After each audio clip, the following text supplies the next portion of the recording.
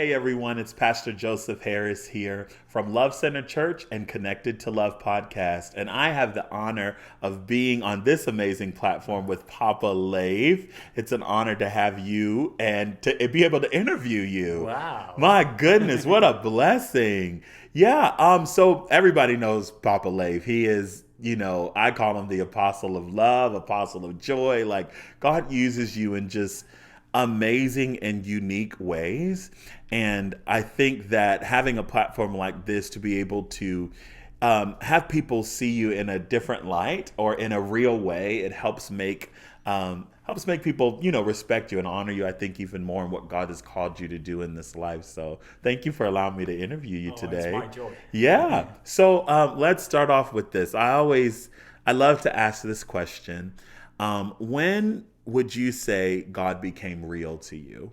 I think 1984 was probably, it was a major shift because I call it my salvation experience. And part of the reason was just, I had an encounter with Jesus. I grew up in church, but I had been a prodigal son from I was 13 to I was 18. And it was one of those moments, we were in a park. I had just been kicked out of a boarding school, and I dishonored my family. And I came from a very godly family, and my father is a businessman, business owner, elder in the church. And now here, the son, there was in the newspaper that the son had been kicked out of this school, Christian boarding school, because of drugs. Yeah. This is within a week, and I was just so broken in so many different ways. It's kind of the prodigal son in the pig pen. Yeah. And I think the starting point, I took the train all the way from Oslo around the coast and headed to Stavanger. And my dad, who came from Second World War in Norway, they're not used to showing emotion or anything else. Yeah. But I dreaded so much to see him because I had so much shame. But when I came off that train and my dad ran towards me and hugged me, I feel that was a starting point. It still took me a little time before I met Jesus and was set free from drugs and all of the things. But something hit in me, and I think it was the connection to that this God is real. Yeah. And it was, and then I was brought home, and my brother John, he had a marzipan cake, and it says he was 15 years old, and he was a caterer at that time period. Even At while 15? he went to he started apprentices when he was 15. He was brilliant, and it says "Welcome home, Leif," and that was a starting point for me. Where, despite of what I had done, all my shame, all my guilt, all my fear, I've been running away from this God that I didn't want to have anything to do with. Yeah. But coming back to my family and saw how they represented love started my journey back again towards Jesus. Yes, that's awesome. Yeah. What would you say God's love looks like for you right now in the current season that you're in? I think that one of the pictures I get in the middle of everything that is going on is to wake up in the morning and I have this very simple thing that I'm looking up and saying, who are you to me? And he said, oh, I am your papa. And I say, who am I to you? And he said, oh, you are my son.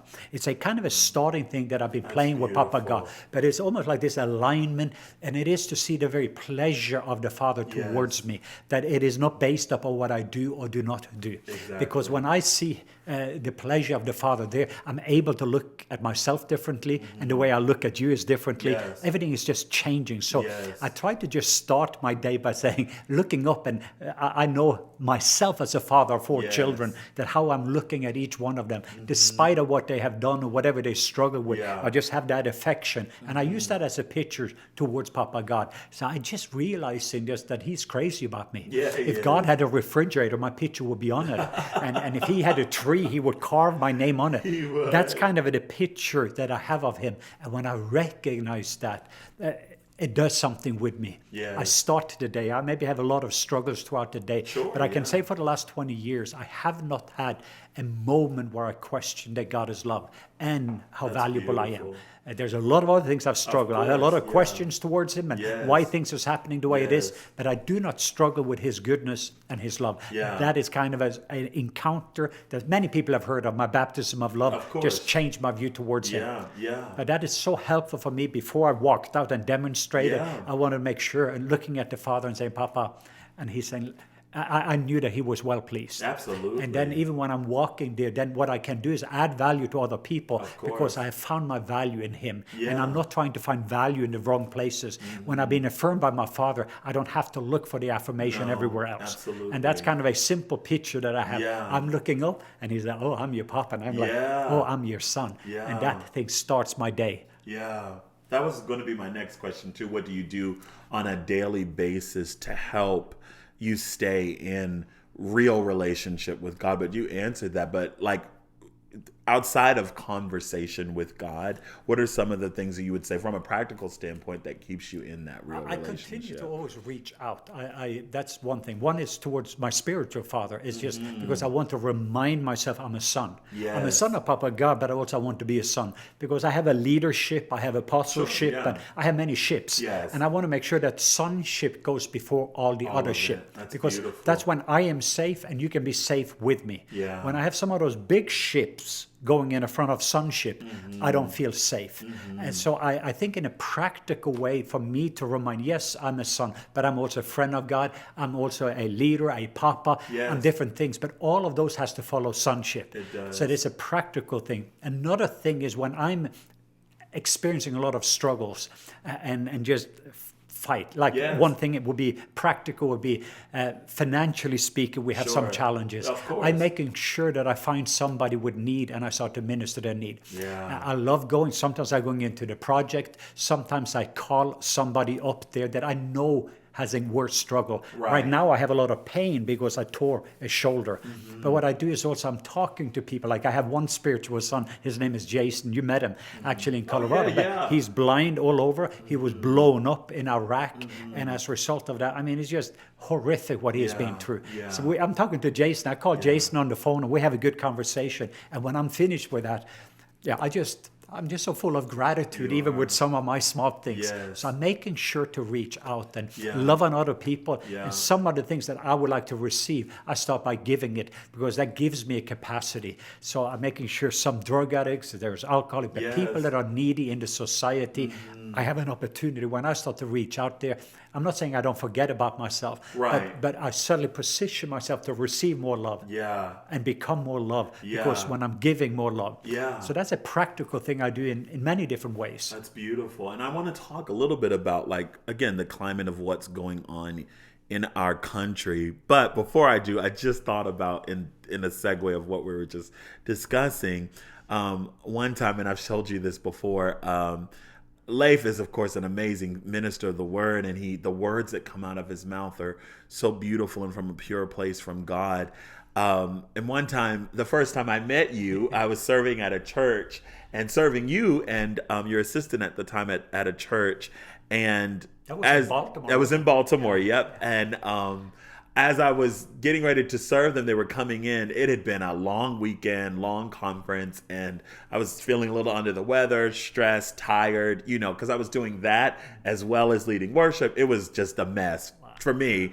But because of the responsibilities that were being placed on me. And I'll never forget, you walked into the room and you said, are you feeling okay? And I said, sure, I'm fine. Nothing's wrong. Lying, really. But you came in and you said, Joseph, you said, can you do me a favor? You said, can you choose to love yourself in this moment?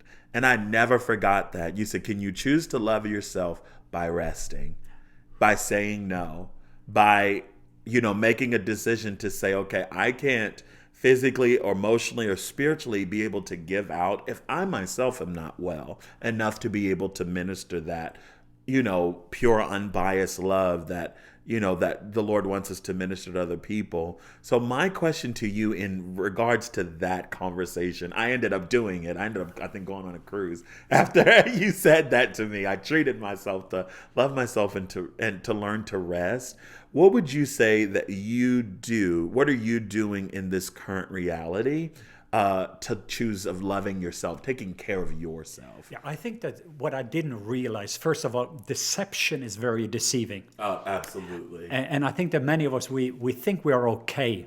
It's like for me, I maybe feel I've slowed down because I went from 150 miles an hour down to 100. Yeah. And you thought that you were slowing down until when COVID-19 came in and everything got canceled. And suddenly I'm not able to do anything. No. I got crippled. And then in the middle of you realized how much you needed a long Sabbath rest. Yes. So I think I just filled myself up so I could do more again. Yes. And I hadn't really taken the time to just totally detox out of all the hurry and all the stress and all the noise and all the news and all that, and then enter into this deep work of rest. So some practical things I started in this season. One is my wife gave me a bicycle on my 50th birthday. And I was so excited about it. But to be honest with you, I hadn't used it one single time before this COVID-19 season came. And my wife even saw it, just getting dust in the garage. So now almost every day we're out there for an hour, 2 hours, sometimes 3 hours, going on bicycle rides together. So I do like cars, and I just enjoy nice cars. And even last night we went out just looking for beautiful houses and just like that. So I'm a beauty seeker. I showed you my lake, my favorite lake. And I just going for walks there, looking at people. And so I'm just in this season, I'm going lower and slower in this season. And I'm taking my time and just to be with him for no agenda. I just had 2 days ago in my office here, I had a guy that is helping me with meditation. And that's also, you're trying to be totally still. And it was just beautiful. And then I have some people that is working, that are bringing into my life to help me with rest. So I do know the revelation of it, but the practical aspect, why is it so difficult for me to do nothing? And in the nothingness, there is something. So if we don't have a revelation, so I had learned that I needed to take Sabbath, but it seems like there was such a war against rest. So every time I had scheduled a time just to do something for myself, to be with Jesus, to be with myself and my friends. Those are the three primary things that I focus on Sabbath. It's just to be with God, love God, and love yourself, and love the people around you, and hang out. That's the Sabbath. But I didn't realize before this season that I need to schedule in much more margins, because when I have more margins, I'll be able to carry more weight. Of course, But I didn't realize how much that I did not know until now. We have had 90 days. And I'm sensing this deep, deep rest as well on the inside of shalom, of peace. So I love now being with him, but for no agenda. Going on a bicycle ride, going for a walk, and also shutting off from cell phone to TV to all the noise that is around us, so that I can hear that still small voice. And I'm getting kind of addicted to the stillness, to that still small voice. So my prayer for this season is now, how do I, and this is what I'm working on when season starts to get busy again and the whole world wants you. Because often what happens is you go to the secret place and you're getting some secrets, but then right afterwards everybody wants you to write a secret book or tell us the secret or do a secret conference, and before you know it, the very thing that you got is gone. Exactly. And you're back into the same thing. So I try to protect me from myself. That's that's a great way of I think too as well, like just what you were saying. In rest, God teaches us priorities.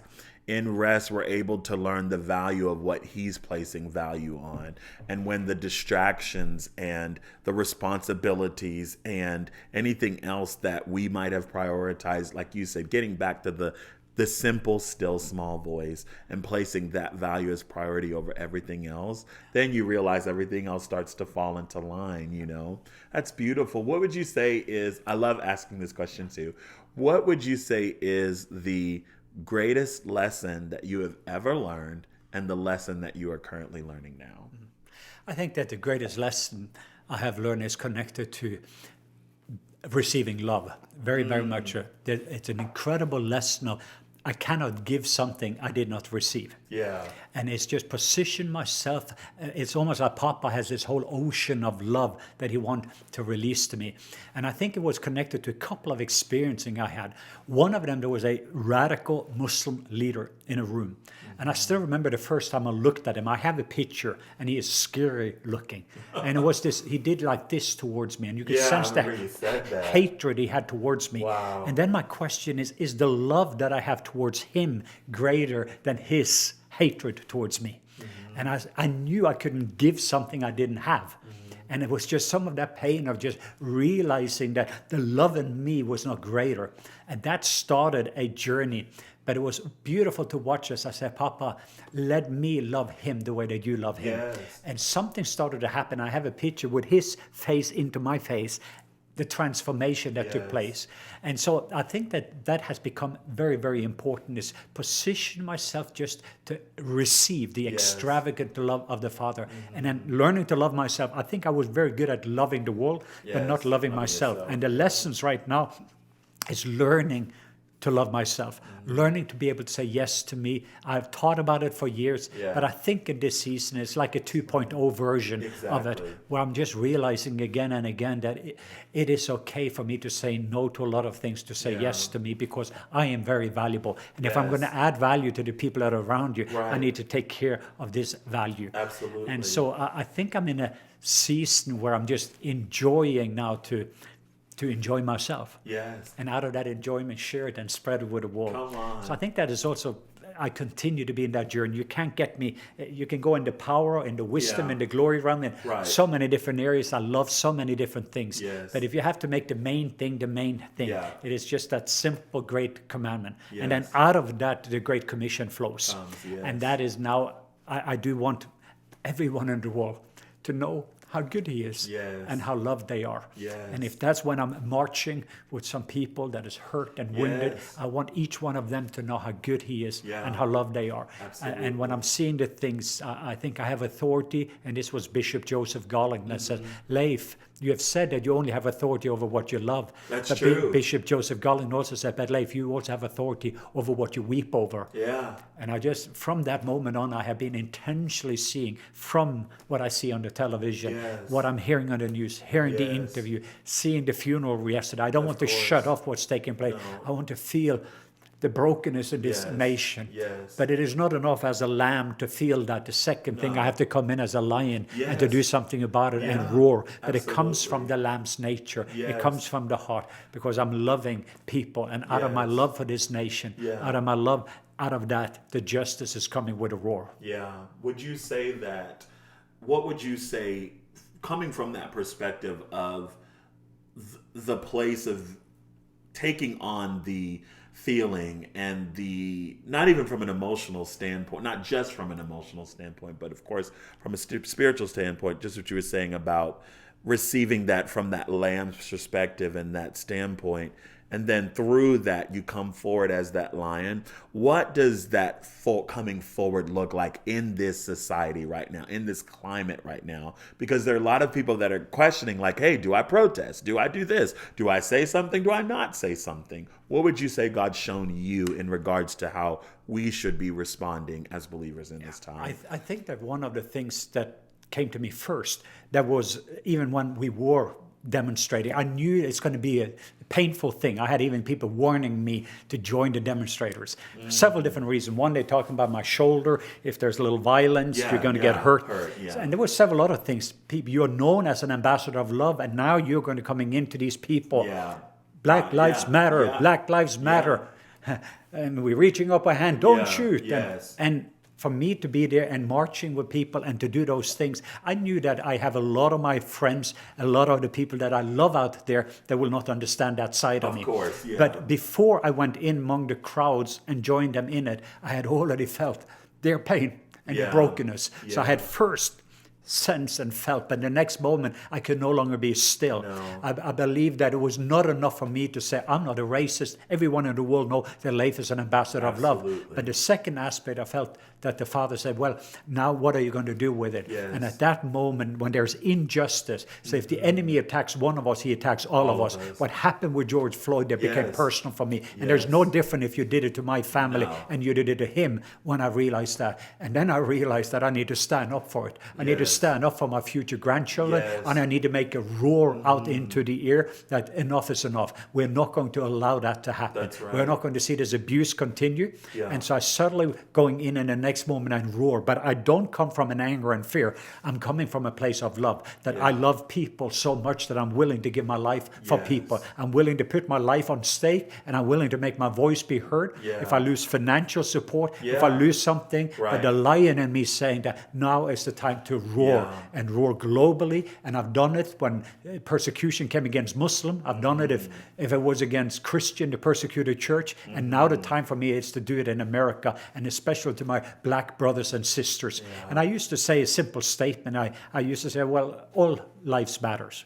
And I'm saying that I got very convicted, because if my house was on fire, I could say all the houses in the neighborhood matters when my house is on fire. No, it takes away from, That's we're talking about, beautiful. there is one house on fire Come here, on. and we're all going to stop that fire and do whatever it is. Right now, this is the Yes. issue, and not trying to water this down. Or No, we have- normalize it and and normalize make it. it- Yeah. Yeah, So I just yeah. say, no, it's time to say that there's something on fire, and we need to stop beautiful. this fire. We need to do something about it.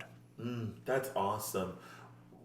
And I'm reminded as you're saying that the scripture says that Jesus was moved with compassion, and through that being moved with compassion, he was compelled to respond or to react.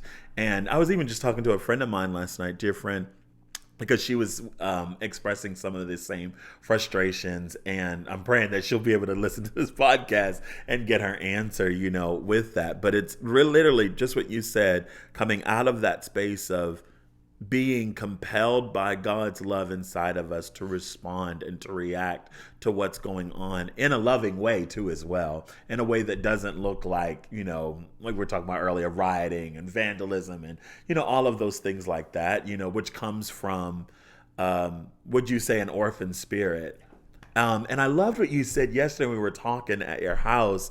You were saying what we're seeing now is I'm trying to remember how you put it, the rise of literal orphans. The responding or the reaction of people with that orphan spirit. And how would you say is the best way to love someone who is in that space? And I think that the orphan spirit, we can see it in many ways. Of course, you Yes. see a whole generation to some degree that have father deficiencies, including leadership. Of course. So when you then have leadership that is perhaps putting more fire, they put gasoline on the fire, instead of when people are hurting. Yes. And hurt people hurts Hurt people. people, And heal people heals people. Yes. And I do believe with all of my heart that the solution to so much of this is, first of all, from a spiritual perspective, Yes. what every heart needs to know is that God is a loving Father. Yes. Every heart is aching for that. I But for the agree. orphans and the orphan spirit, I feel it in the church when we operate Oh, like yes. orphanages, and we have that. And you cannot solve the orphan problems that is out in the society. No. And I think that when we are stepping in, and I've done it, it was beautiful to watch my wife and our age group when we met, and I've been sitting down with some of the pain and hurt and Yes. been weeping with the one that is Yes. weeping, and Yes. just being fatherly and motherly, and even some of the people that calls me Papa Leif that Yes. don't even know me, but No. it's almost when you're just coming with a father's hearts towards your Yes. children, a God that loves these people so much. does. And when that comes from that father's heart, you suddenly start to listen more. You're Yes. hearing, and you're suddenly having empathy. You start to feel what they are feeling. Yes. And let me just hold your hand. Could I just hold you for a few moments? Can you Yes. just weep in my arms for a few Yes. moments? There's something that is taking place when love is the language the blind eyes can see and the deaf ears can hear. I And the agree. biggest thing is when we give them the security. They're so insecure. Most of them, they don't even have a future to look forward to. And as a result of that, for us to coming in and to be, we need fathers and mothers, We do. and both in the sense of the government that can step in and be caring and be loving and not Yes. telling them what to do. Yeah. So for my heart is I'm a son, but out of being that sonship, you need a friendship, and out of friendship, I need a fathership. Yes. And now with that generation, be fatherly, be caring, coming in and walk. Let me hold your hand with you. Let me walk with you. Let me weep with you.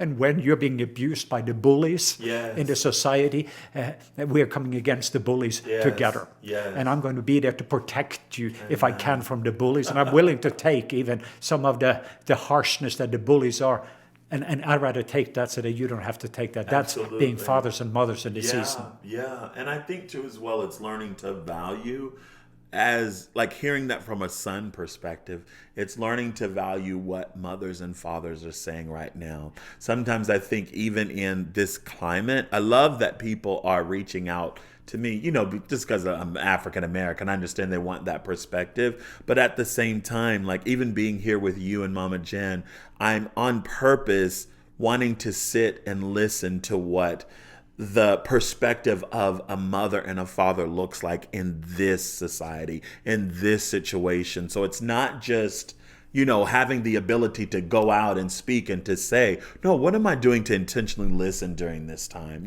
People even say about Jesus, right? When all the rioting and stuff was going on, they're like, Jesus went into the temple and he flipped tables and all of that. And the other day I was doing an interview and some that came up, and the Lord reminded me, and a couple verses before that, the Bible says that the day before he went in and he didn't say anything. He was silent. He just observed. And the Lord showed me, he said, just like there's a time to speak, there is a time to listen as well. And I think just at this time, there's a lot of speaking, but there's not a lot of listening. And that listening changes that perspective to be able to say, okay, in order for me to react in love, I have to know what love is saying.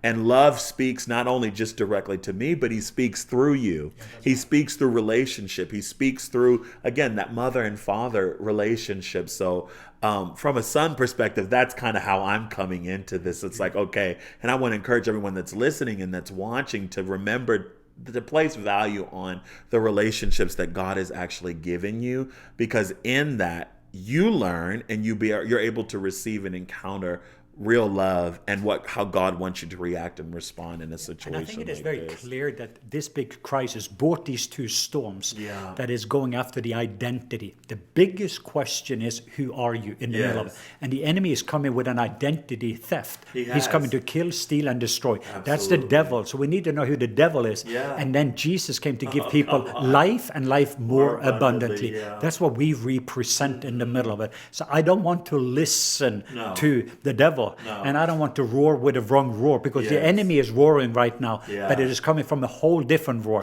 than the lamb's heart. So for me, very clearly, my heart is to helping people to find this is who you are. You're very valuable. Everyone that is out there, give them their identity back. And out of the identity, let them get a intimacy. I want everyone to wake up in the morning to find their purpose and their passion, even in regard to their place in this big world. And what I'm hearing so much that is so painful for me, that people, I was sitting with one person, he said, well, if our president that is supposed to be a believer, and you believers are coming with this and taking up a Bible, this person is searching if this is Jesus, and they start to ask those questions. And I am not here to talk politics, but I am here just to say that what does actually Jesus look like, and what does love look like, and how was Jesus in this situation. So I was trying to encourage that person that some people now, there's people that misrepresenting love in the middle of what's going on. But I think it is so important for us to represent a father that loves this world so much, represent the son that was willing to come down and deal with this issue, and actually to taking the pain and the shame and the hurts that is in the society, place that up on himself. That's called a ministry of reconciliation. That's the ambassadors of love, and we need some ambassadors of love right now. We do. In all of these settings. And I pray, my prayer is that even as we're watching this and discussing these things, that people will realize that this is a wake-up call to the church to be the ministers of reconciliation during this time. Don't just speak up, listen. Don't just listen. Make sure you're speaking up as well. And through those things, you have the perfect balance, Yeah, I'm so thankful for you being able to come and share with me today. And thank you for being, like I felt this all day today, thank you for being a father that loves well. I'm so grateful to God. My life has been impacted by you in so many different ways, not just through your books and through, your speaking, but I'm blessed to be able to know you personally, you and Mama Jen. And I personally want to say thank you for being an amazing father that loves very well. What you see is what you get, people. He is the same way. And to end it, I was thinking I hope people know how funny you are, because you are hilarious. What do you do to kind of keep humor in your life? I think that, yeah, I don't take myself too serious. There we go. And I can just share some of the stories that I think it's kind of a fun, the other side of me. Yeah.